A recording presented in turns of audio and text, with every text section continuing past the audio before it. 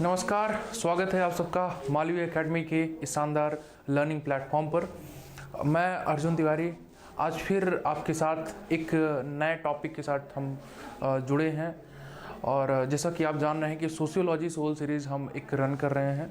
उस sociology soul series के अंदर हम सोशियोलॉजी से संबंधित कुछ इम्पॉर्टेंट टर्म्स, टर्मिनोलॉजीज़ एंड किसने उसको प्रपोज किया है एंड उसके शॉर्ट फॉर्मेट में उस जो टर्मिनोलॉजी है उसका मीन्स कह सकते हैं कि उसका अर्थ क्या है, उसको हम समझने का प्रयास करते हैं। क्योंकि हम इसके बारे में पहले ही डिस्कस कर चुके हैं कि कितना इम्पोर्टेंट ये होता है, जैसे कीवर्ड कितने इम्पोर्टेंट होते हैं कोई भी एग्ज़ाम को टैकल करने के लिए। चाहे आप किसी भी डिसिप्लिन को आप ले लीजिए, उसमें अगर आपको उसके ग्रेट प्रोपोनेंट जो रहे हैं अगर वो सब आपको आइडिया है एंड उन प्रोपोनेंट का, जैसे कि अभी जो बैच के हमारे साथ के जो स्टूडेंट हैं आपने देखा होगा कि हम उसमें लगभग 10-12 थिंकर्स को अच्छे खासे से डिस्कस कर चुके हैं, मिसलेनियस थिंकर्स को भी डिस्कस कर चुके हैं और इंडियन थिंकर को भी मीन्स पढ़ रहे हैं, उसको भी डिस्कस कर ही लेंगे। ठीक है, तो इन सबको जब पढ़ने के बाद आपको जो सिलेबस है, जो सिलेबस के जो टॉपिक हैं CUET PG के, वो एकदम समझिए कि वो आपके लिए एक केक वॉक बन जाएगा। ठीक है, तो उसी के सीरीज़ में हमने सोचा कि कुछ वैल्यू एडिशन होना चाहिए जिसमें आप कीवर्ड को देखते ही क्वेश्चन को आप पकड़ लें एंड आपको पता चल जाए कि असल में ये मीन्स क्वेश्चन कहना क्या चाह रहा है। जैसे कि प्रीवियस आपने 2 लेक्चर्स देखे होंगे सोशियोलॉजी सोल सीरीज़ के, तो उसमें हमने डिस्कस किया था कि जैसे मान के चलो कार्ल पॉपर की बात आई, तो उसमें फॉल्सिफिकेशन जैसे ही वर्ड आता है आपके माइंड में तुरंत क्लिक करना चाहिए कि भाई फॉल्सिफिकेशन तो कार्ल पॉपर ने दिया था। भले आपको पूरा स्टेटमेंट समझना है, स्टेटमेंट का देखिए पहली बात तो आपको पूरा स्टेटमेंट को बार बार पढ़ना है, वो समझ में आना चाहिए। एग्ज़ाम आप देने गए हैं तो वो आपको माइंड में जो है क्लिक करना चाहिए। ठीक है, पर अगर मान लीजिए कि आपको वो चीज़ नहीं उस समय समझ में आ रही है, बड़ी क्लिष्ट लैंग्वेज में लिखा हुआ है, तो कार्ल पॉपर के द्वारा दिया गया एक मीन्स सर्टेन जो वर्ड है फॉल्सिफिकेशन, ये वर्ड आपको ध्यान में रहेगा तो आप तुरंत समझ जाएंगे कि भाई इसका उत्तर क्या हो सकता है। ठीक है, तो एलिमिनेट करके क्या करके वो सब मीन्स आप कर लेंगे, और बाकी ये सब जो छोटी छोटी चीज़ें हैं एग्ज़ाम से संबंधित वो हम डिस्कस कर लेंगे एग्ज़ाम जब नियर बाय होगा। ठीक है, फिलहाल अभी तक हम 2 लेक्चर कर चुके होंगे तो आपको अच्छा खासा आइडिया हो चुका है कि हम इन सीरीज़ के अंदर हम किस प्रकार की चीज़ों को लेकर के चलते हैं। ठीक है, तो इन्हीं के मीन्स इन्हीं सब चीज़ों को पढ़ने के सीक्वेंस में आज हमारा ये तीसरा लेक्चर है। ठीक है, ये लेक्चर 3rd है। तो इसमें आज हम जानेंगे कि मीन्स आज इसमें भी हम वही चीज़ लगभग पढ़ेंगे, लगभग 8-10 जो भी हमारे मीन्स टॉपिक रहेंगे उसको हम पढ़ेंगे। और ऐसे जो कि मीन्स बहुत ईजिली आपको मीन्स पेपर में नहीं मिलते हैं, आप अगर कोई किताब उठा करके देखेंगे तो बहुत ईजिली ये अवेलेबल नहीं होते हैं, पर हेयर एंड देयर किसी न किसी एग्ज़ाम में, चाहे वो TGT PGT का एग्ज़ाम हो, लोअर लेवल के क्वेश्चन अगर कहीं JRF WRF में पूछे गए हैं, नेट JRF के एग्ज़ाम में पूछे गए हैं, ठीक है, गेट से भी संबंधित, और CUET PG में किसी यूनिवर्सिटी में पूछे गए हैं, तो उन्हें सबका एक प्रकार समझिए कि कुछ क्रिस्प है। ठीक है, तो उसी को हम आज थोड़ा बहुत डिस्कस करने वाले हैं। प्रीवियस 2 लेक्चर्स से आपको अच्छा खासा आइडिया होगा कि क्या इसमें कंटेंट रहता है। ठीक है, हाँ, तो चलिए आगे बढ़ते हैं। इसमें हम कुछ और चीज़ों के बारे में जानते हैं। अब एक चीज़ और आपको बता दूं, आप लोगों का ये भी मीन्स 1-2 लोगों ने इस चीज़ मुझसे पूछा था कि सर ये सोशियोलॉजी सोल सीरीज़ ये कितना मतलब कितने लेक्चर्स का होगा इसमें। तो इसमें बहुत ज़्यादा कोई लेक्चर्स का वो नहीं है ऐसा। अभी जिस हिसाब से मुझे मीन्स लगा है कि कुछ इंपॉर्टेंट चीज़ें, देखिए किसी भी डिसिप्लिन का नॉलेज तो भाई अथाह होता है, तो मैं वही चीज़ कोशिश कर रहा हूँ कि ले आऊँ जो कि आपके एग्ज़ाम के हिसाब से CUET PG के लिए जो ज़्यादा इम्पॉर्टेंट हो। ठीक है, ताकि आप उसको स्ट्राइक कर सको। तो मुझे लगता है कि इसके सीरीज़ जहाँ तक है ये 5-6 लेक्चर तक जाएगा। ठीक है, तो वो चीज़ हम देखेंगे एंड उसके बाद फिर हम टॉपिक वाइज MCQs वगैरह करेंगे, कुछ इम्पॉर्टेंट और भी चीज़ें जो रहेंगी वो चीज़ हम डिस्कस करेंगे, बात करेंगे उस सब के बारे में। ठीक है, तो ओवरऑल कहने का मतलब है जो फैक्चुअल कंटेंट है एंड जो कॉन्सेप्ट से रिलेटेड कंटेंट है, अगर आप दोनों को एक साथ लेकर के चल रहे हैं तो मुझे लगता है कि आप अनबीटेबल हो जाएंगे एंड आपकी अंडरस्टैंडिंग बहुत बृहद लेवल तक हो जाएगी सोशियोलॉजी को लेकर के। तो फिलहाल तो वही मैं कह रहा हूँ कि इन दोनों चीज़ों को आप मर्ज करने का प्रयास कीजिए, जो हम बैचेस में जो चीज़ पढ़ रहे हैं एंड जो ये रिकॉर्डेड फॉर्मेट में जो भी आपको कंटेंट इस हिसाब से मिल रहा है। तो ठीक है, ज़्यादा इसमें समय ना लेते हुए हम आज आगे बढ़ते हैं एंड लेक्चर 3 को हम स्टार्ट करते हैं। बहुत ज़्यादा कुछ इसमें कंटेंट नहीं है, परंतु इम्पॉर्टेंट तो बहुत है, ध्यान रखिएगा। ये सब चीज़ मीन्स याद होने चाहिए आपको। अब जैसे एक कॉन्सेप्ट है, हेनरी मैने का कॉन्सेप्ट है स्टेटस एंड कॉन्ट्रैक्ट सोसाइटी का। स्टेटस एंड कॉन्ट्रैक्ट सोसाइटी में हम जो है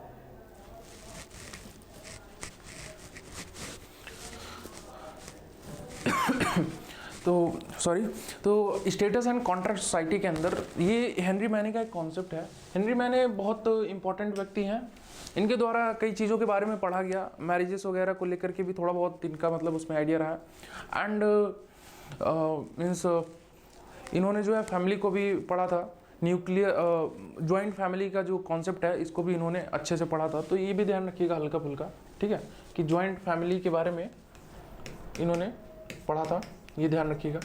मतलब ऐसे हल्के फुल्के बस ऐसे ध्यान रखिएगा कि अगर जॉइंट फैमिली से संबंधित, ये मतलब बहुत माइनर लेवल की चीज़ है। जो आपने 99% अपना पढ़ाई कर लिया हो, सिलेबस कर लिया हो, तब 1% वाली चीज़ ये सब है, ठीक है।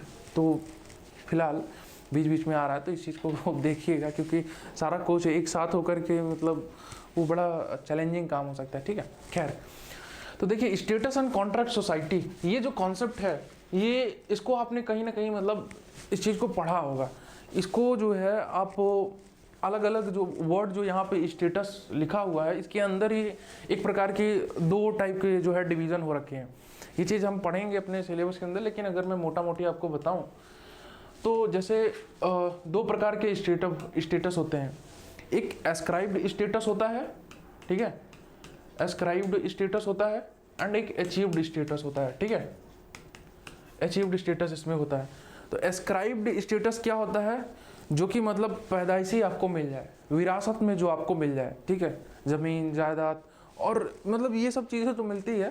पर बाकी जो इंटेंजिबल फॉर्मेट में अगर मैं बात करूँ तो जैसे कास्ट हो गया, आपकी जाति, आप फिलहाल न्यू मॉडर्न सोसाइटी के अंदर तो आप अपने हिसाब से उसको डिटरमाइन कर सकते हैं, बना सकते हैं, परंतु कास्ट की जो एक प्रकार से कह सकते हैं कि इंट्रिंसिक जो एक आत्मा है, वो कहता है कि आप पैदा होने के साथ ही आपको एक कास्ट मिल जाती है, ठीक है, एक जाति में आप पैदा होते हैं, जाति आप ऑक्यूपाई नहीं करते, ठीक है।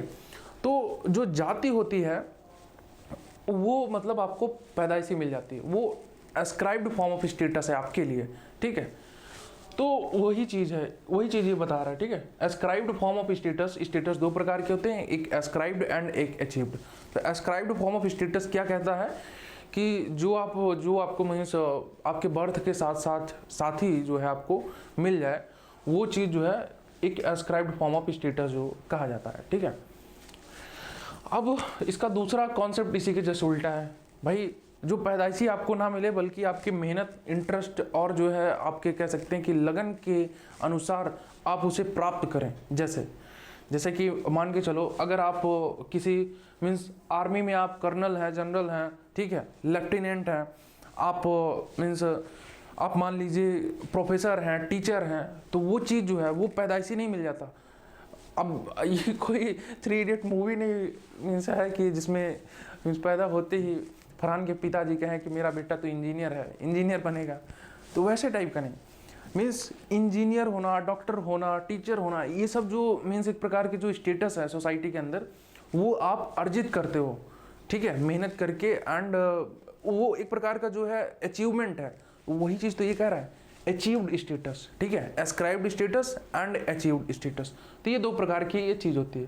फिलहाल इसका इस चीज़ से कैसे क्या संबंध है, ये इसको अभी साइड रखते हैं। अब इस कॉन्सेप्ट पर आते हैं कि स्टेटस एंड कॉन्ट्रैक्ट सोसाइटी क्या है। हेनरी मैने कहते हैं कि सोसाइटी के अंदर दो प्रकार की चीज़ें होती है। पुराने जो समाज हुआ करते थे तो उसमें दो प्रकार की चीज़ होती थी, एक हायरार्की के हिसाब से चीज़ें चली आ रही हो एंड वो आपको मिल जाए, ठीक है, आपके पिताजी के द्वारा, आपके जो है माताजी के द्वारा, आपकी फैमिली के द्वारा जो है वो चीज़ आपको प्रदान कर दी जाए, तो वो उसे स्टेटस की श्रेणी में रखते हैं, ठीक है। अभी स्टेटस के अंदर ये जो दो चीज़ आती है उसको अभी आप मतलब ध्यान मत रखिए, वो मैं बता रहा था कि status as a means independent concept, status as an independent concept क्या होता है, उसमें दो प्रकार के आते हैं, एक एस्क्राइब्ड एंड एक अचीव्ड। पर हेनरी मैने ने जिस हिसाब से देखा है, इन्होंने कहा कि स्टेटस एंड कॉन्ट्रैक्ट सोसाइटी एक दो प्रकार की चीज़ होती है। एक इन्होंने स्टेटस के अंदर ये कहा कि स्टेटस जो है जो आपको हायरार्की के हिसाब से मिल जाए, ठीक है, मीन्स पैदा होने के साथ वो आपको मिल जाए, शुरुआती में ही आपको जो है वो प्रदान कर दिया जाए, तो उसको उन्होंने स्टेटस सोसाइटी के इस मीन्स एक प्रकार के कह सकते हैं कि इस डिवीजन में रखा, ठीक है। जबकि कॉन्ट्रैक्ट सोसाइटी इन्होंने एक मॉडर्न कॉन्सेप्ट के तहत इन्होंने इसको प्रेजेंट किया। उन्होंने कहा कि मॉडर्न सोसाइटी के अंदर जिस हिसाब से कॉन्ट्रैक्ट होता है, जैसे कि आपने एक कॉन्सेप्ट भी सुना होगा द सोशल कॉन्सेप्ट, शायद रूसो की ये थ्योरी है, तो उसमें क्या करते हैं कि इंसान आपस में जो है एक प्रकार से कॉन्ट्रैक्ट करते हैं। ये रियल में कोई सा कॉन्ट्रैक्ट नहीं होता, कॉन्ट्रैक्ट मतलब क्या कि एक प्रकार का समझौता आपस में कर करके मीन्स रख रहे हैं कि भाई ऐसा चीज़ है, मीन्स मान लो कि कोई आपस में किसी चीज़ को लेकर के डिसीजन करना है, तो वो आपस में एक कॉन्ट्रैक्ट कर रहे हैं ताकि म्यूचुअल बेनिफिट हो सके एंड एक कुछ चीज़ डिसाइड हो सके, ठीक है। तो उसी प्रकार से वही चीज़ सोशल जो है कॉन्ट्रैक्ट के अंदर आता है, जहाँ पर समाज के सब लोग एक प्रकार से अपनी जो राइट है, अपनी जो कह सकते हैं कि मैं एज एन इंडिविजुअल व्यक्ति, मेरी कुछ राइट्स है, मेरी कुछ जो है वैल्यूज़ है, मैं कुछ जो है कुछ चीज़ें चाहता हूँ, ठीक है। तो वो चीज़ मतलब मैं भी तो राज करना चाह रहा हूँ, लेकिन मुझे और भी काम करने हैं, और भी अलग अलग चीज़ें कर रहे हैं, तो उन सब चीज़ों को इन्वॉल्व ना करके हम अपनी जो है वैल्यू, अपनी जो राइट है, मेरा जो अधिकार है, मैं उसे किसी और को सौंपता हूँ कि भाई तुम मेरे ऊपर राज करो एंड मेरे को रिप्रेजेंट करो। ऐसे ही सब लोग करते हैं एंड मिल करके उसको अपना जो है अधिकार दे देते हैं एंड वो जो है गवर्न करता है ओवरऑल सोसाइटी को, ठीक है। तो सब लोगों ने मिल करके क्या किया, एंड ये एक पक्ष है। सोशल कॉन्ट्रैक्ट के अंदर सिर्फ इतना नहीं आता, और भी चीज़ें आती हैं, ठीक है। जैसे कि हम एक दूसरे के जैसे ड्यूटीज़ के अंदर क्या आता है, फंडामेंटल जो ड्यूटीज़ हैं, ठीक है, उसके अंदर क्या आता है, उसके अंदर मीन्स यही चीज़ है ना कि आप जो है अगर मतलब कॉन्स्टिट्यूशन के हिसाब से देखा जाए तो आप जो है भारत की जो विरासत है उसको आप नष्ट करने का प्रयास नहीं करेंगे, ध्वजा का आप सम्मान करेंगे वगैरह वगैरह। कभी आप एक दूसरे मीन्स जो सिटीजन है उनमें आपस में किसी प्रकार से आप मीन्स कह सकते हैं कॉन्फ्लिक्ट पैदा करने का प्रयास नहीं करेंगे, ठीक है। तो सोशल कॉन्ट्रैक्ट के अंदर यही चीज़ आता है। हमने अब अगर आप मीन्स अगर आपको पॉलिटी की नॉलेज होगी थोड़ा, तो आप मीन्स ये देखेंगे कि हमारा कॉन्स्टिट्यूशन जहाँ से स्टार्ट हुआ वहाँ पे लिखा हुआ है, प्रियम्बल के स्टार्टिंग में ही है, we the people of India. We the people of India क्या, we the people of India hereby adopt and enact वगैरह वगैरह जो है, तो we the people of India क्या, ये किसी ने दिया नहीं है, हम सब लोगों ने मिल करके इस चीज़ को एक्सेप्ट किया है एंड अडॉप्ट किया है कि जो जो नियम कानून इसमें लिखा हुआ है हम सब मिल करके उसका पालना करेंगे। तो ये क्या किया हमने, ये एक सोशल कॉन्ट्रैक्ट किया, ठीक है। अब यहाँ से इसका क्या रिलेशन है, यहाँ से इसका रिलेशन ये है जैसे स्टेटस सोसाइटी के अंदर जैसे मैंने बताया कि ये आपको पैदाइशी चीज़ें मिल जाती है, वैसे ही कॉन्ट्रैक्ट सोसाइटी के अंदर ये क्या कहते हैं कि ये मॉडर्न कॉन्सेप्ट है।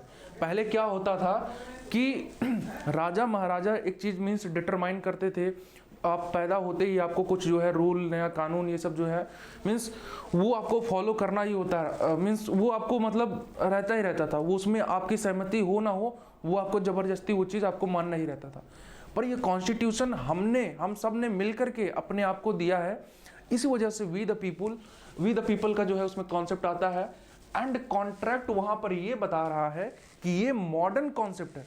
मॉडर्न कॉन्सेप्ट के अंदर हमने ये जो है हमने अलग अलग प्रकार का ये एक प्रकार से कह सकते हैं कि कॉन्ट्रैक्ट कर रखा है, ठीक है, रिलेशनशिप का कॉन्ट्रैक्ट कर रखा है।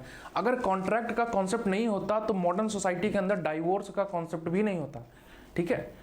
क्योंकि हम मैरिज जो है, कॉन्स्टिट्यूशन मैरिज को किस हिसाब से देखता है, जुडिशरी किस हिसाब से देखता है, ठीक है। हालांकि अब ये अलग एक प्रकार से मैटर हो जाएगा कि हिंदू जो है मैरिजेस के अंदर वो रिचुअल के फॉर्मेट में होता है, मुस्लिम में वो चीज़ एक प्रकार से कॉन्ट्रैक्ट के रूप में होती है, एंड क्रिश्चियन में वो किसी अदर फॉर्मेट में होती है। तो जब हम मैरिज को डिस्कस करेंगे तो इसके बारे में करेंगे डिस्कस डिटेल में।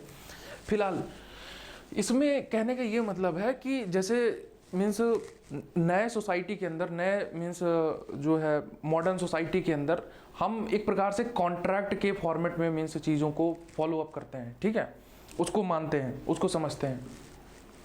तो वही चीज़ यहाँ पर ये हेनरी मैने बताने का प्रयास कर रहे हैं स्टेटस एंड कॉन्ट्रैक्ट सोसाइटी के अंदर, ठीक है। इसके अंदर चीज़ें होती हैं जैसे कि जो कि आप अपनी मतलब कह सकते हैं कि आपको अपने से वो चीज़ नहीं मिल करके रखा हुआ है, वो चीज़ आप मीन्स एज अ कॉन्ट्रैक्ट के तहत उसे आप जो है वो रखते हैं। और एंड उसमें इंडिविजुअल चॉइसेस वगैरह की भी ऑप्शन होती है। जैसे मैरिजेस का अगर आप देखें तो मॉडर्न सोसाइटी के अंदर इंडिविजुअल फ्रीडम के तहत आप जो है मीन्स उस चीज़ को अडॉप्ट करते हो, मानते हो। तो अब ये मत समझिएगा कि इन्होंने ब्रॉड लेवल पर पूरे सोसाइटी को ही स्टेटस एंड कॉन्ट्रैक्ट के तहत इन्होंने बांट दिया, इन्होंने उसका एक पक्ष बताया है, ठीक है। अब ये सही है या गलत है ये नहीं, एक प्रकार की थ्योरी इन्होंने दी है। फिलहाल आपको इतना डीप में वो करने की आवश्यकता नहीं, बस इतना ध्यान रखिए स्टेटस एंड कॉन्ट्रैक्ट सोसाइटी का कॉन्सेप्ट हेनरी मैने ने दिया है। ऐसे सोशियोलॉजी में बहुत कॉन्सेप्ट है, तो आप बस ये ध्यान रखिए ज़्यादा से ज़्यादा कि इसमें मीन्स ऐसा अगर पूछा जाए, हालांकि बड़ा कम ही वो है कि ये आए, लेकिन फिर भी सोसाइटी के उसमें ध्यान रखिएगा कि हेनरी मैने ने ये कॉन्सेप्ट दिया है, ठीक है। तो बहुत ज़्यादा इसमें वो नहीं है, पर क्योंकि देखो सब्जेक्ट का ऐसा होता है कि एक कॉन्सेप्ट से दूसरे कॉन्सेप्ट से इंटरलिंकेजेस इतना ज़बरदस्त बैठता है कि वो बड़ा ब्रॉड फॉर्मेट में हो जाता है, एक से दूसरी चीज़, दूसरे से तीसरी चीज़, एंड ये बड़ा मीन्स वैसे टाइप का हो जाता है, ठीक है।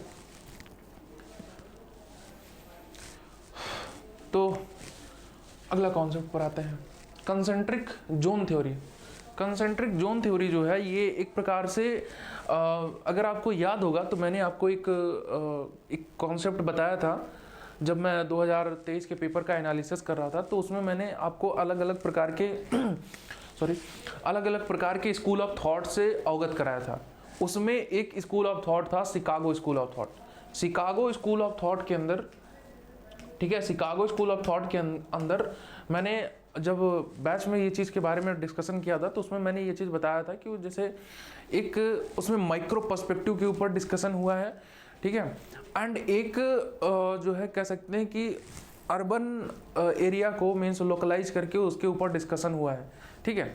जैसे कि एक कॉन्सेप्ट के ऊपर हमने चर्चा भी किया था जो अर्बन इकोलॉजी का कॉन्सेप्ट है, ठीक है, जो रॉबर्ट ई पार्क ने दिया है, ठीक है, अर्बन इकोलॉजी के ऊपर। ये 2023 के पेपर एनालिसिस के शुरुआत में मैंने आपको बताया था, ठीक है।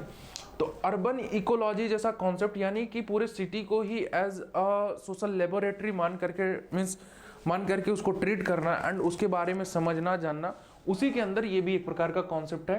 एंड अगर आपसे पूछ लिया जाए कि अर्नेस्ट बर्जर किस उसके अंदर आते हैं, या फिर ये क्वेश्चन में रिलेट करके ही आ जाए कि जैसे शिकागो स्कूल ऑफ थॉट के अंदर अर्नेस्ट बर्जर आते हैं, क्या आप इससे सहमत हैं? पता नहीं ऐसा कॉन्सेप्ट आएगा या नहीं, लेकिन ये जरूर आप ध्यान रखिए कि शिकागो स्कूल ऑफ थॉट के अंदर रॉबर्ट ई पार्क जैसे, अगर रॉबर्ट ई पार्क के बारे में पूछ चुका है तो इनके बारे में भी पूछने के चांसेस है, ठीक है, अर्नेस्ट बर्जर, ध्यान रखिएगा। ये क्या कहते हैं, ये भी अर्बन सोसाइटी के कॉन्सेप्ट को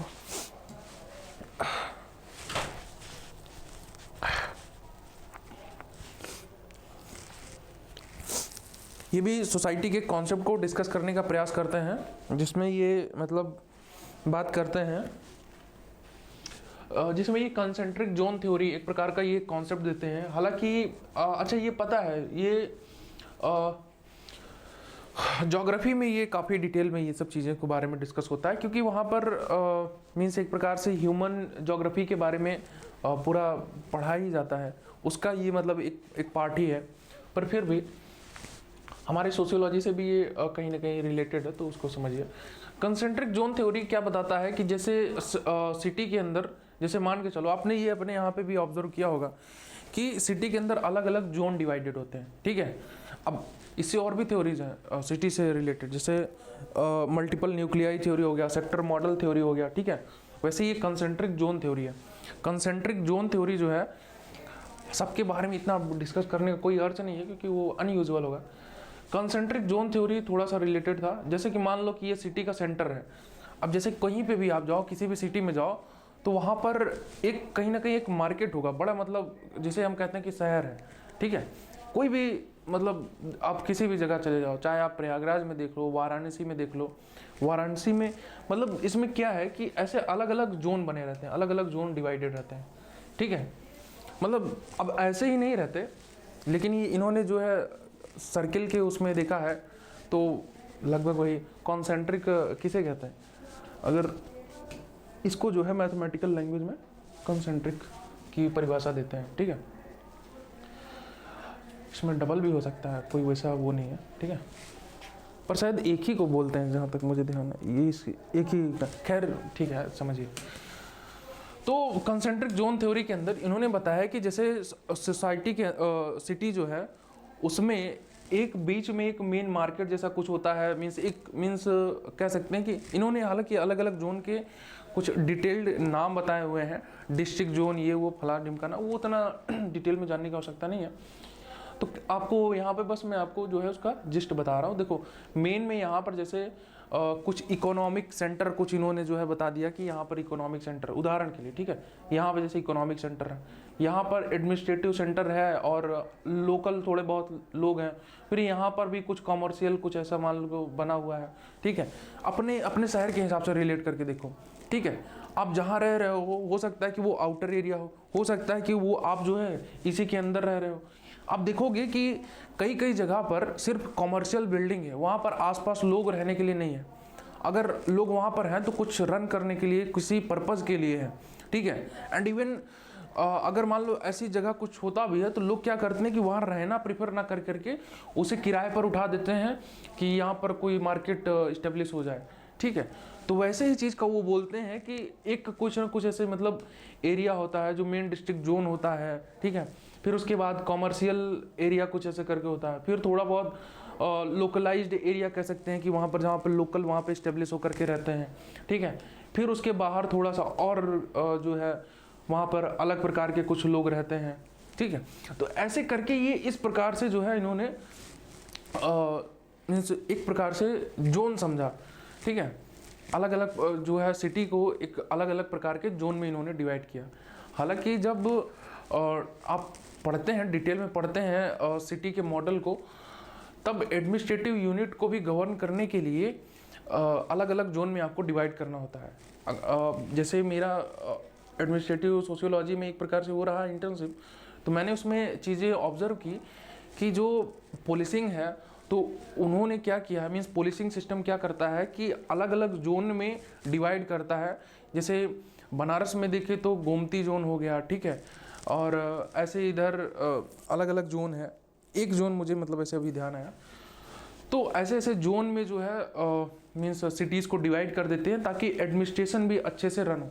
कंसेंट्रिक ही ज़रूरी नहीं है, जैसे ये मैं आपको बता रहा था, मतलब ज़रूरी नहीं है कि इसी फॉर्मेट में ही सिटी एग्जिस्ट करे, लेकिन इन्होंने एक थियोरी दी है, समझ रहे हो, एक थियोरी दी है कि इस प्रकार से जो है मीन्स प्लान्ड सिटी इस प्रकार से मतलब हो सकती है, ठीक है। मतलब प्लान्ड क्या, अनप्लान्ड भी लगभग ऐसे टाइप की बन जाती है। तो उन्होंने एक प्रकार की थ्योरी दी है, ऐसे बहुत हो सकते हैं, ऐसे भी सिटी के अंदर जोन हो सकता है, ठीक है, ऐसे भी हो सकता है, और ऐसे भी हो सकता है कि ये सिटी हो और यहाँ पर इसका जो है सेंटर हो।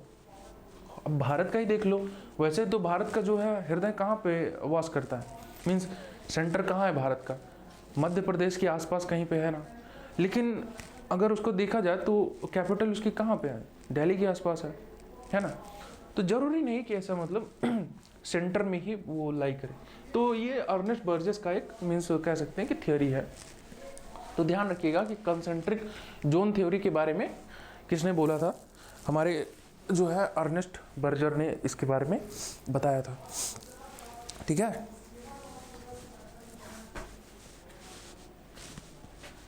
District, central district zone, business zone, तो क्या क्या इन्होंने उसमें है, तो जानने की उतनी आवश्यकता नहीं है।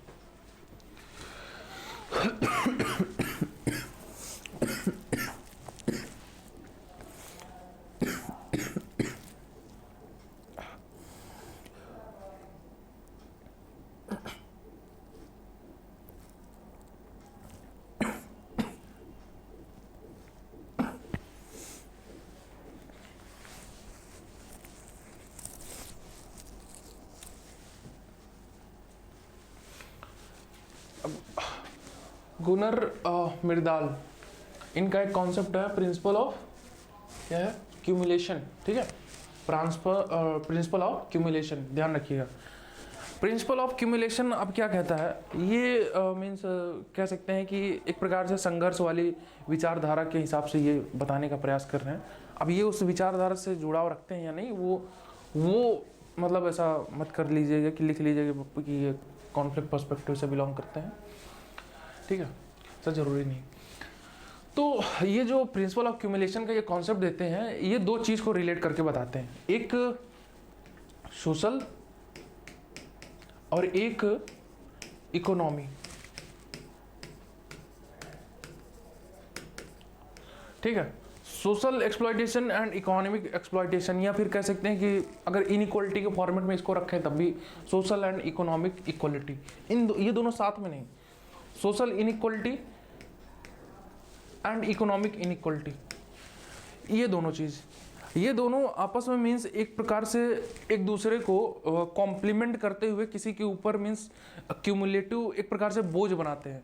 मतलब जैसे मान के चलो कोई एक व्यक्ति गरीब है तो उसके ऊपर सामाजिक जो है मीन्स सामाजिक प्रकार से मीन्स कह सकते हैं कि उस पर दबाव पड़ेगा, एंड सामाजिक दबाव की वजह से इकोनॉमिक दबाव भी उसके ऊपर पड़ेगा, एंड दबाव क्या, इनइक्वलिटी आप ज़्यादा बेटर इसमें रखिएगा कि सोशल इनइक्वलिटी होगी तो इकोनॉमिक इनइक्वलिटी होगी, इकोनॉमिक इनइक्वलिटी होगी तो सोशल इनइक्वलिटी होगी।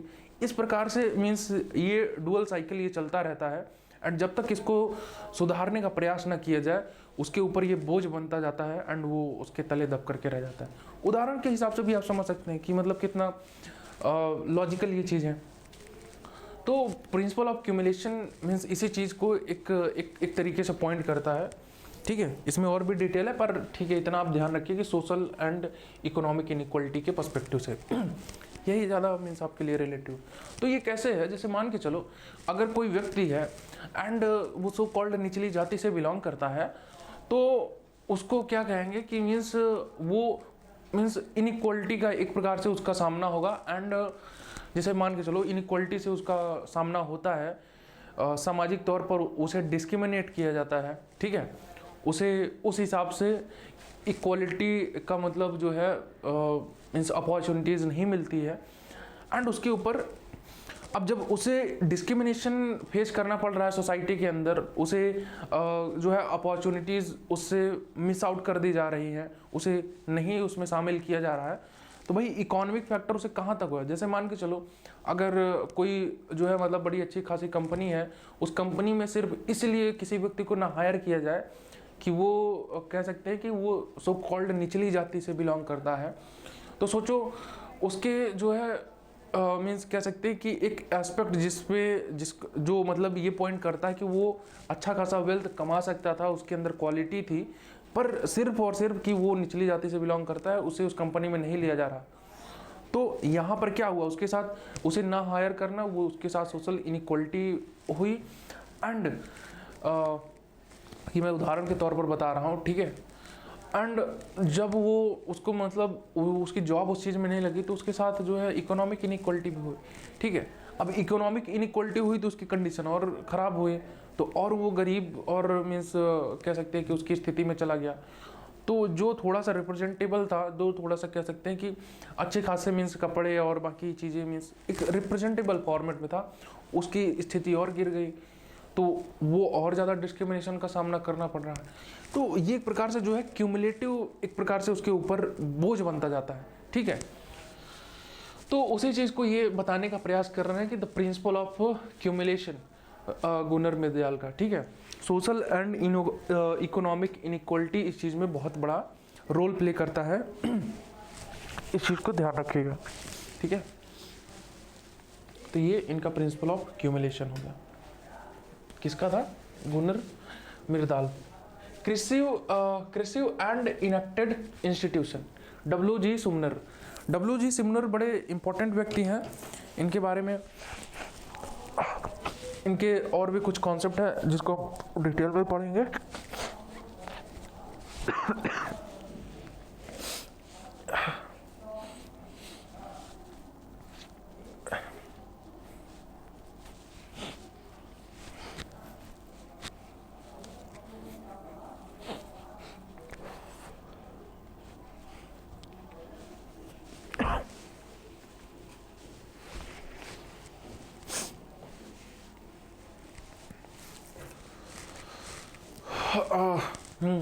तो क्रिसिव एंड इनेक्टेड इंस्टीट्यूशन, W.G. सुमनर के द्वारा ये दिया गया कॉन्सेप्ट है। इसमें क्या बोलते हैं? क्रिसिव इंस्टीट्यूशन क्या बोलता है?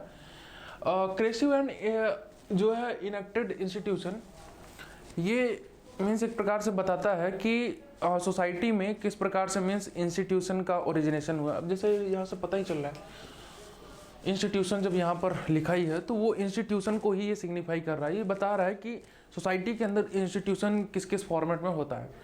एक सबसे बड़ा फॉर्मेट जो यहाँ पर मीन्स है वो हम कह सकते हैं कि एक जो कि मतलब सोसाइटी जो मतलब ट्रेडिशनल फॉर्मेट में डेवलप होते हुए चली आ रही है, एंड एक इनेक्टेड इंस्टीट्यूशन जैसे कि है जो कि मतलब जो इवॉल्व हुई है, जो मतलब नया एक प्रकार से मतलब बन करके आया हुआ है, रख रहा है, ठीक है। उदाहरण के लिए जैसे मान के चलो इंस्टीट्यूशन तो कुछ भी हो सकता है ना। संस्था टेंजिबल इंटेंजिबल दोनों फॉर्मेट में एग्जिस्ट करती है। तो क्रिसिव इंस्टीट्यूशन जैसे मान के चलो ट्रेडिशनल फॉर्म ऑफ इंस्टीट्यूशन, जैसे रिलीजन हो गया, फैमिली हो गई, तो ये सब जो है क्या इसे कोई मतलब मीन्स इसे किसी ने क्या बोला है क्या कि ये चीज़ होना ही होना चाहिए? ये धीरे धीरे इवॉल्व होती रहती है। हर सोसाइटी के अंदर इस प्रकार के इंस्टीट्यूशन प्रेजेंट होते हैं, ठीक है।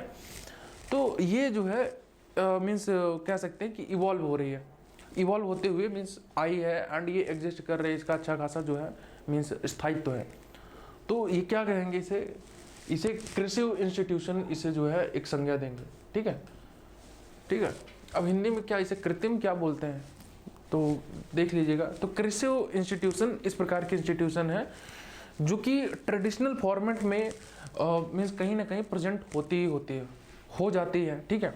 जैसे रिलीजन हो गया, मैरिज हो गया, ठीक है। तो ध्यान रखिएगा रिलीजन मैरिज इसलिए क्योंकि ये बड़े मतलब रिलेटिव एग्जाम्पल है, तो आप इस चीज़ को समझ पाएंगे एंड मन में रहेगा आपके। इनेक्टेड इंस्टीट्यूशन क्या कैसे, जैसे एजुकेशनल इंस्टीट्यूशन हो गया।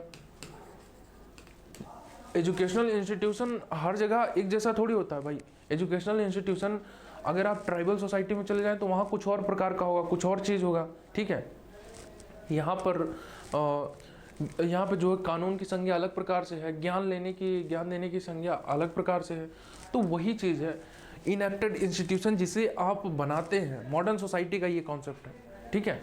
जैसे कि अभी थोड़ी देर पहले हम वो मॉडर्न एंड उसके बारे में बात कर रहे थे, तो वैसे ही टाइप का यहाँ पर भी है। ये बस इंस्टीट्यूशन के फॉर्मेट में चीज़ें दी गई हैं। तो ध्यान रखिएगा W.G. सुमनर ने इंस्टीट्यूशन को किस हिसाब से बांटा है, एक क्रिसिव एंड इनेक्टेड इंस्टीट्यूशन के फॉर्मेट में, ध्यान रखिएगा, ठीक है। अब रिलेशनल एंड नॉन जो है रिलेशनल रोल, ये SF नॉडेल ये बड़े इंपॉर्टेंट व्यक्ति हैं जिन्होंने इसके बारे में काफ़ी मतलब डिटेल में एक्सप्लेनेशन दिया है, ठीक है। रिलेशनल एंड नॉन रिलेशनल जो है रोल के बारे में SF नॉडेल के बारे में हम थोड़ा बहुत डिस्कस करेंगे मीन्स वैसे में, पर मतलब इनके कुछ और भी कॉन्सेप्ट है SF नॉडेल के। यहाँ पर असल में जितने लोग के बारे में डिस्कशन हो रहा है इनसे संबंधित कुछ और भी कॉन्सेप्ट हैं। जैसे W.G. सुमनर हो गए तो इनके कुछ कॉन्सेप्ट हैं, समय पे आने पर धीरे धीरे आपको पता चलेगा जो इम्पोर्टेंट कॉन्सेप्ट है जो रिलेटिव है आपके लिए, ठीक है।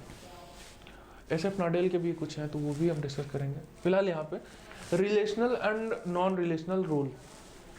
अब रोल के बारे में ये बताते हैं, इससे पता ही चल गया होगा कि ये रोल के बारे में और डिस्कशन करना चाह रहे हैं।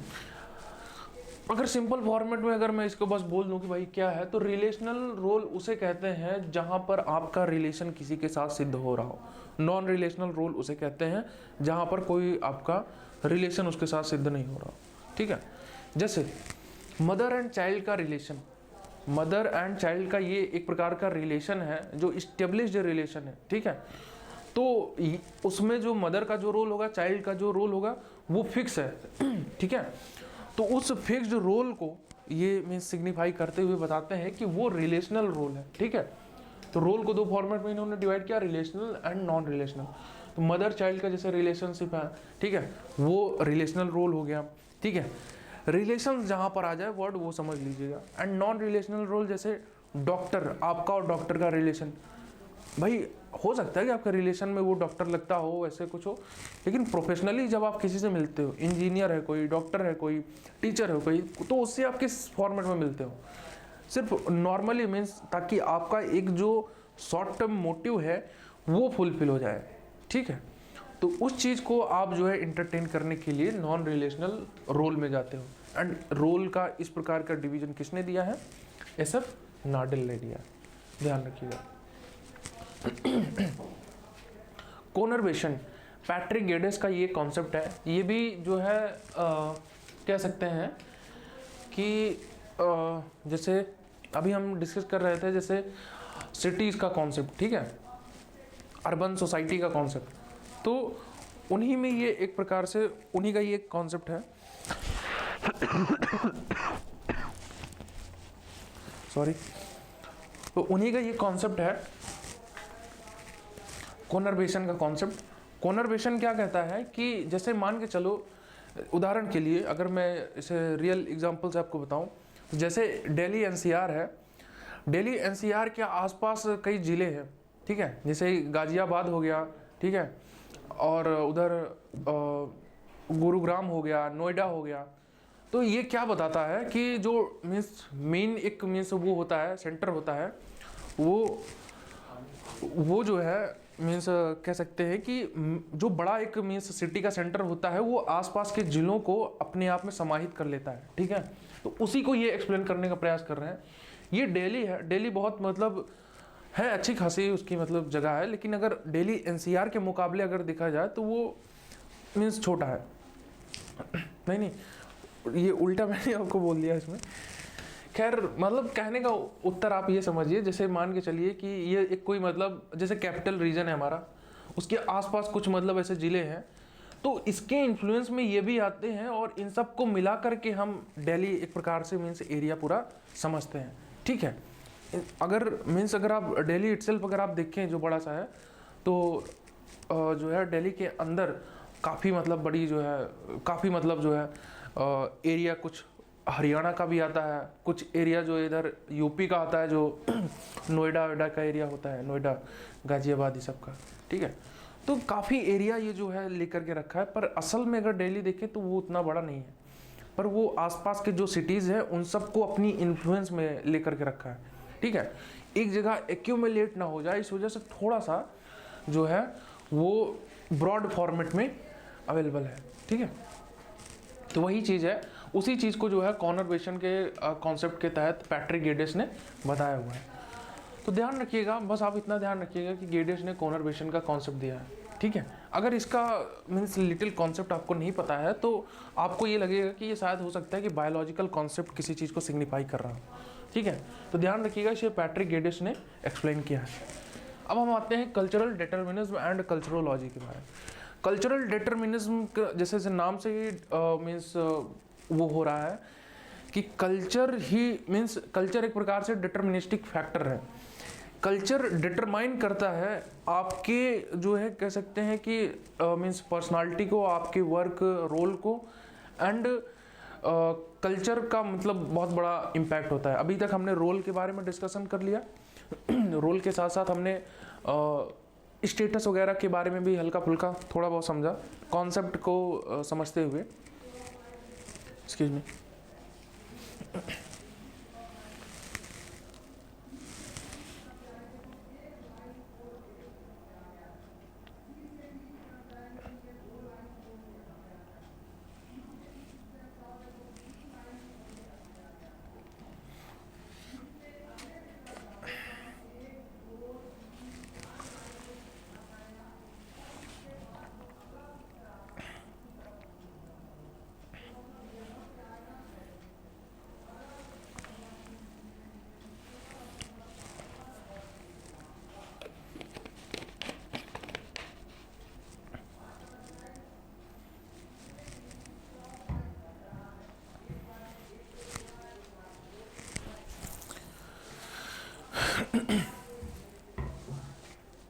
कल्चरल डिटर्मिनिज्म, ठीक है। तो कल्चरल डिटर्मिनिज्म लेस्ली वॉइट का ये कॉन्सेप्ट है, ये बताते हैं, ये सिंपल सा है, पर याद रखिएगा कि इसे किसने दिया, लेस्ली वॉइट ने दिया, कल्चरल डिटर्मिनिज्म, ठीक है। कल्चरल डिटर्मिनिज्म बताता है कि कल्चर इन्फ्लुएंस करता है आपके रोल, आपके बिहेवियर, आपके जो है एक प्रकार से ओवरऑल पर्सनालिटी को कल्चर बनाता है उसको। एक अभी जैसे आप समझो, जो सोशलाइजेशन के जो हम कुछ बेसिक कॉन्सेप्ट, बेसिक आइडियाज़ हमने जाना पिछले कुछ वीडियोस के अंदर, पिछले एक वीडियो मतलब इससे डेडिकेटेड एक वीडियो जो है, तो उसमें हम हल्के फुल्के चीज़ों के बारे में जाने समझे। तो अब इसमें कल्चरल डिटर्मिनिज्म क्या बताता है कि जो आप सोशलाइजेशन जो आपको होता है, जिस कल्चर को सेंटर पर रखते हुए, वो कल्चर आपको एज ए पर्सनालिटी डेवलप करता है, आपको एज ए पर्सनालिटी बनाता है। आपके अंदर जो बिहेवियर है, जो एटिकेट है, जो आप वे ऑफ इंटरेक्शन जो आपका हो रखा है, मीन्स जो आप करते हो, वो कौन डिटरमाइन करता है, वो कल्चर आपका जो है बनाता है, ठीक है। जैसे कि एक इससे रिलेटेड एक इंसिडेंस है, एक बड़े गजब के एक्टर है मनोज बाजपेयी, तो वो कुछ एक किसी इंटरव्यू में थे, तो वो बता रहे थे कि मीन्स किसी डाकुओं के बारे में बता रहे थे कि कहीं पे मतलब कोई उनका शायद मित्र था, फिल्मों उल्मों में काम करता था, लेकिन उससे पहले वो कोई डाकुओं के कुछ गैंग वैंग में था कहीं पे, तो उसका पूरा बिहेवियर उसी प्रकार से। तो वो किसी इंसिडेंट के बारे में बता रहे थे कि किसी गाड़ी में जा रहे थे, तो वो बार बार वहाँ पे आगे झांक करके ऐसे करके कह रहा था कि थोड़ा थोड़ा धीरे चलो, थोड़ा थोड़ा तेज चलो, जल्दी चलो यहाँ पे, और इस प्रकार से नज़र उसकी चारों तरफ ऐसे हो रही थी जैसे कोई पीछा कर रहा हो। तो यानी कि वो डाकुओं की गैंग में पहले रह चुका था, तो उसका इस प्रकार से एटिकेट हो गया था, इस प्रकार से इतना चौकन्नापन उसके अंदर आ गया था कि मतलब वो उसके पर्सनालिटी में जो है इंगेज हो चुका था। तो वही चीज़ है कि आप जिस मीन्स जिस एरिया में रह रहे हो, जिस एरिया नहीं मतलब जिस आप कल्चर में, जिस सोशलाइजेशन के प्रोसेस में जहाँ पर हो, वही आपका जो है आपको एज अ पर्सनालिटी बनाता है, डेवलप करता है, ठीक है।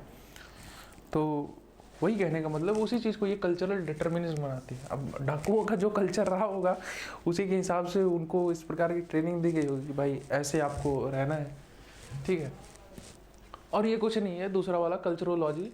कल्चरोलॉजी क्या है कि मतलब कल्चर को साइंटिफिक मेथड से एक डिसिप्लिन के तहत उसको समझना जानना, उसी चीज़ की टेंडेंसी को कल्चरोलॉजी कहा जाता है। लेस्ली वाइट ने कहा कि भाई ऐसा होना चाहिए, कल्चर बहुत ब्रॉड कॉन्सेप्ट है, उसको इतनी आसानी से आप वो कर लें तो ये मतलब ज़रूरी नहीं है, ठीक है। तो उसी चीज़ को बताते हुए उन्होंने कहा कि जैसे आपको याद होगा कि मैंने सोशियोलॉजी के बारे में जब आपको बताया था, जब मतलब बेसिक आइडिया उससे रिलेटेड मैंने दिया था, तो उससे मैंने आपको ये चीज़ एक्सप्लेन किया था कि कैसे जो है शुरुआती दौर पर सोसाइटी को जानने समझने की इतनी जिज्ञासा उठी लोगों में कि जो है उन्होंने सोचा कि एक तो कोई मतलब ऐसे डेडिकेटेड डिसिप्लिन ऐसे होना चाहिए जो कि मीन्स जो कि ये बताए, जो कि ये मीन्स एक्सप्लेन करे कि भाई सोसाइटी किस हिसाब से रन होनी चाहिए, उसकी स्टेबिलिटी कहाँ से मीन्स डिटरमाइन होनी चाहिए, ठीक है। तो वही चीज़ ये कल्चर के अंदर, क्योंकि कल्चर जो ऐसा कॉन्सेप्ट है ना, ये फिलॉसफी के अंदर भी आता है, ये साइकोलॉजी के अंदर भी डिस्कस होता है, एंथ्रोपोलॉजी में भी आता है, एंड ऑफकोर्स सोशियोलॉजी में तो आता ही है, एंड ये इसमें भी है भाई, पॉलिटिकल साइंस वगैरह में भी ये कुछ हद तक जो है इसका महत्व तो रहता है। एंड उसी चीज़ को ये जो है बताने का प्रयास कर रहे हैं, ठीक है।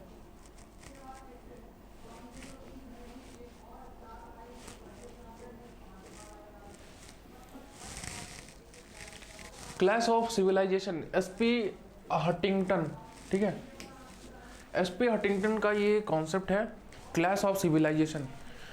अब मैंने एक बचपन में एक कविता पढ़ी थी रॉबर्ट फ्रॉस्ट की, जिसमें उन्होंने बताया था कि कैसे इस दुनिया का खात्मा होगा, फायर से ख़त्म होगा या फिर जो है आइस से ख़त्म होगा।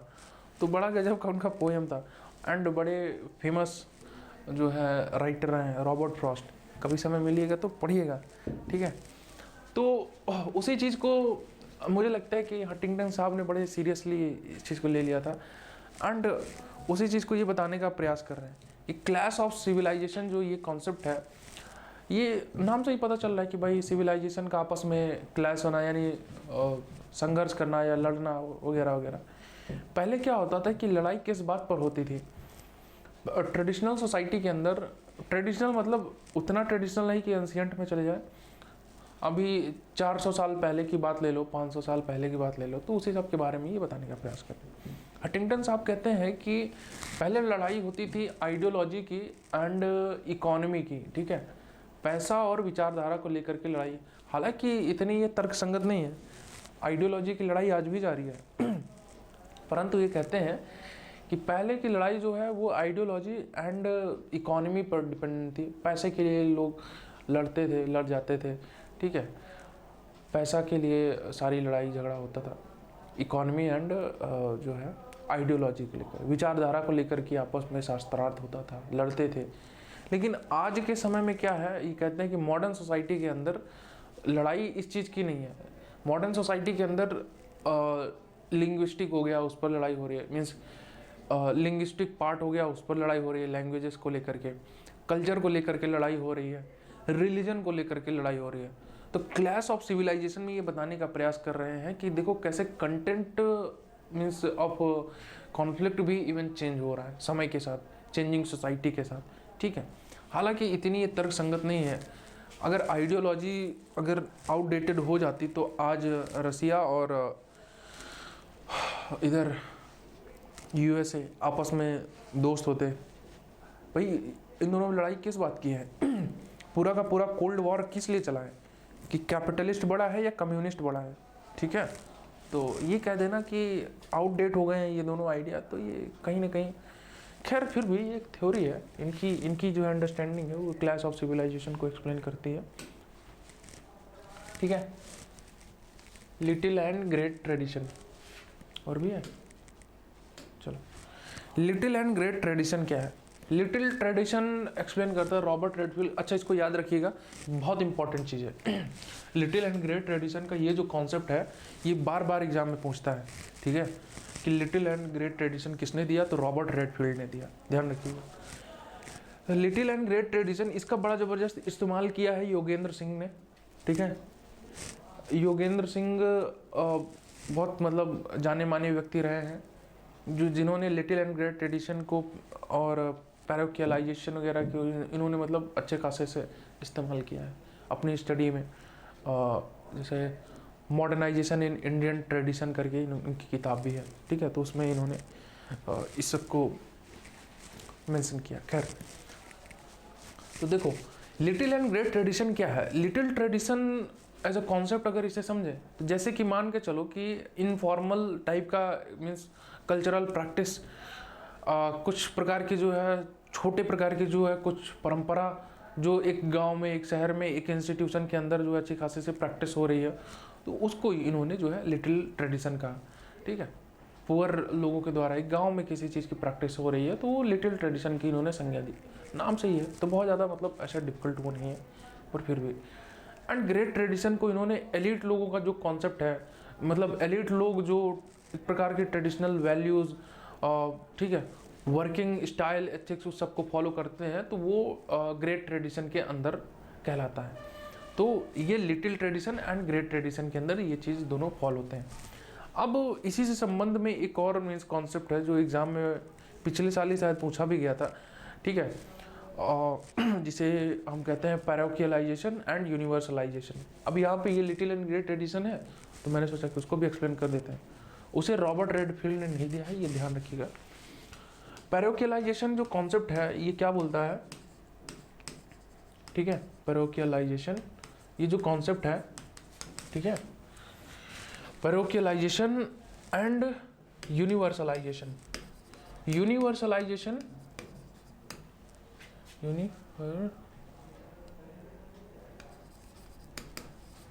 यूनिवर्सलाइजेशन जो कॉन्सेप्ट है एंड पैरोकियलाइजेशन ये कॉन्सेप्ट है, इसमें ये बताता है कि मान लो कोई छोटी, जैसे छोटी जो प्रैक्टिसेस है, जो विलेज में कोई छोटी प्रैक्टिस स्टार्ट हुई है एंड वो डेवलप होकर के शहर तक पहुंच जाए, ठीक है। एंड इसी का उल्टा भी एक कॉन्सेप्ट कि शहर में या फिर मतलब दुनिया भर में हो रही कोई बड़ी प्रैक्टिसेस वो गांव-गांव तक पहुंच जाए, ठीक है।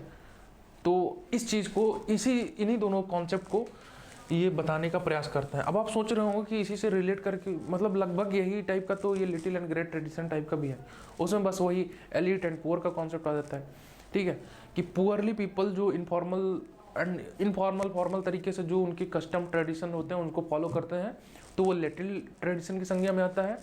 एंड उसी को अगर एलिट लोग फॉलो करते हैं एंड उसको अहमियत देते हैं एंड उस ट्रेडिशन को एक प्रकार से कह सकते हैं कि अच्छी खासी मान्यता मिलती है, तो वो ग्रेट ट्रेडिशन के संज्ञा के अंदर आता है। अब यही चीज़ में जो है पैरोकियलाइजेशन में आता है। पैरोकियलाइजेशन में क्या है कि मान के चलो कि जैसे जैसे शहर में कुछ एक मतलब पूजा पद्धति कुछ ऐसे हो रही है एंड वो पूजा पद्धति गांव में भी मतलब किसी के द्वारा, ऑफकोर्स किसी के द्वारा ही ले जाया जाएगा, ऐसे अपने आप से थोड़ी पहुंच जाएगा। जो ईबी टाइलर का हमने एक कॉन्सेप्ट भी पढ़ा था, डिफ्यूजन, ठीक है, एक कल्चरेशन भी ऐसे ही टाइप की मीन्स कॉन्सेप्ट होता है। खैर कल्चर को पढ़ेंगे तो हम ये सब कॉन्सेप्ट डिस्कस करेंगे, पर अभी यहाँ पर आप समझो कि मीन्स शहर में जो बड़े लेवल के प्रैक्टिसेस हो रही हैं, जो मीन्स वहाँ पर ट्रेडिशन फॉलो किए जा रहे हैं, चीज़ें हो रही हैं, तो उन चीज़ों को ले करके जो है वो होते हुए मीन्स डेवलप होते हुए वो पहुँच जाए गांव तक एंड गांव में लोग उस चीज़ को फॉलो करने लगे, तो उस चीज़ को हम कहेंगे क्या, पैरोकियलाइजेशन। एंड यूनिवर्सलाइजेशन इसी का जस्ट उल्टा है कि जैसे गांव में कोई अभी जैसे ये क्वेश्चन शायद आया था तो उसमें पूछा गया था कि गांव में होने वाले जैसे माता लक्ष्मी की पूजा दिवाली पर, ठीक है, लक्ष्मी और गणेश की पूजा जो गांव में मीन्स दिवाली पर होती थी, वो आज एक प्रकार से बड़ा ट्रेडिशन बन चुका है कि दुनिया में कहीं पर भी पूजा हो, खासकर भारत में कहीं पर भी मतलब दिवाली से संबंधित पूजा हो तो गणेश और लक्ष्मी जी की मूर्ति को पूजा जाता है। तो ये क्या है, ये इसको आप किस नज़रिए से देखेंगे? तो क्या ये नेशनलाइजेशन है, क्या ये मीन्स पैरोकियलाइजेशन है, यूनिवर्सलाइजेशन है? तो आपका आंसर वहाँ पे होगा यूनिवर्सलाइजेशन, ठीक है, यानी छोटी जगह से निकल करके बड़ी पूरी मतलब चीज़ों में फैल जाना, यूनिवर्सलाइजेशन। और यह बड़ी जगह से निकल करके छोटी जगह में उस चीज़ को मीन्स उस चीज़ का वहाँ तक विस्तार हो जाना, पैरोकियलाइजेशन, ठीक है। तो ध्यान रखिएगा इस चीज़ को, यही ये मतलब यहाँ पे इस चीज़ में बताने का प्रयास करते हैं कि कैसे मीन्स ट्रेडिशन किस हिसाब से मीन्स बनता है। एंड रॉबर्ट रेडफील्ड का ट्रेडिशन के ऊपर काफ़ी मीन्स स्टडी रही है, ठीक है, तो इस चीज़ का ध्यान रखिएगा। और भी मतलब लोग हैं जिन्होंने इस प्रैक्टिसेस को अच्छे खासे डिटेल में बताया है, समझाया है। योगेंद्र सिंह इसमें जाने माने नाम है। तो ये भी आप ध्यान रखिएगा कि एक किताब जो मैंने अभी आपको नाम बताया, मॉडर्नाइजेशन ऑफ इंडियन ट्रेडिशन, ये किताब पूछ लेता है, अक्सर पूछता है, ठीक है। तो योगेंद्र सिंह नाम के एक व्यक्ति है, उन्होंने इस किताब को लिखा था। व्यक्ति क्या, बहुत बड़े सोशियोलॉजिस्ट है भाई, योगेंद्र सिंह, ठीक है। तो इनका नाम ध्यान रखिएगा आप, the modernisation of Indian tradition, इस नाम से पूछ लेता है। मैच द फॉलोइंग में आ जाएगा क्वेश्चन, वैसे ही आ जाएगा क्वेश्चन, ठीक है। तो वही चीज़ है, उसी के बारे में मतलब क्वेश्चन पूछ लेता है, तो ये चीज़ ध्यान रखिएगा, ठीक है। तो ये यहाँ पर ये हो गया। तो चलिए एक और कॉन्सेप्ट मैं सोच रहा हूँ आपको बता दूँ, एक होता है कल्चरल थीम। कल्चरल थीम, ठीक है, कल्चरल थीम ध्यान रखिएगा। इसको एक आदमी थे जिनका नाम था मॉरिस ऑपलर, ठीक है, मॉरिस ऑपलर। मॉरिस ऑपलर ने इसको इस कॉन्सेप्ट को दिया है कल्चरल थीम। कल्चरल थीम ऐसा कुछ मतलब कोई बहुत बड़ा बृहद कोई कॉन्सेप्ट ऐसा नहीं है कि जिसे आप ना समझ सकें। मॉरिस ऑपलर ने ये एक प्रकार से दिया था कि जैसे हर एक कल्चर होता है तो उसका कुछ एक सेंटर्ड एक आइडिया होता है, ठीक है, का एक सेंट्रल थीम होता है।